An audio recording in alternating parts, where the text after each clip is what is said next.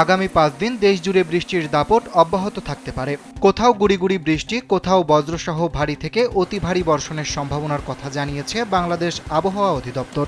উত্তর বঙ্গোপসাগরে মৌসুমী বায়ু মোটামুটি সক্রিয় থাকায় দেশের 8 বিভাগেই কম বেশি ঝড় বৃষ্টির আভাস রয়েছে। আবহাওয়া অধিদপ্তরের পূর্বাভাস অনুযায়ী বুধ ও বৃহস্পতিবার রংপুর, ময়মনসিংহ ও সিলেট বিভাগে বৃষ্টির প্রবণতা বেশি থাকবে। এছাড়া দেশের অন্যান্য বিভাগেও দমকা হাওয়া, বিদ্যুৎ চমকানো এবং বজ্রসহ বৃষ্টির সম্ভাবনা রয়েছে। এ সময় কোথাও কোথাও মাঝারি থেকে ভারী বর্ষণ হতে পারে। একই সঙ্গে দিন ও রাতের তাপমাত্রা সামান্য বাড়তে পারে।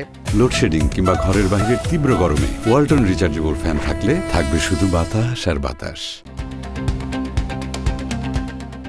শুক্রবারও রংপুর, ময়মনসিংহ ও সিলেট বিভাগে বৃষ্টির আধিক্য থাকবে।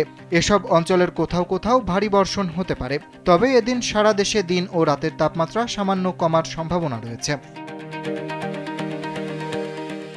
শনিবার রংপুর, চট্টগ্রাম ও সিলেট বিভাগের অনেক এলাকায় বৃষ্টি হতে পারে। পাশাপাশি ঢাকা, ময়মনসিংহ ও বরিশাল বিভাগের কিছু এলাকাতেও বজ্রসহ বৃষ্টির পূর্বাভাস রয়েছে।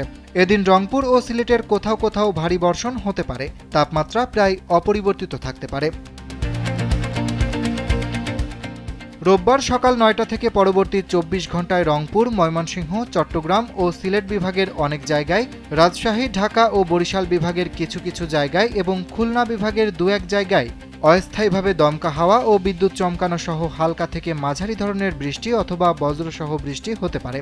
সেই সঙ্গে রংপুর, ময়মনসিংহ, চট্টগ্রাম ও সিলেট বিভাগের কোথাও কোথাও মাঝারি ধরনের ভারী থেকে অতি ভারী বর্ষণ হতে পারে।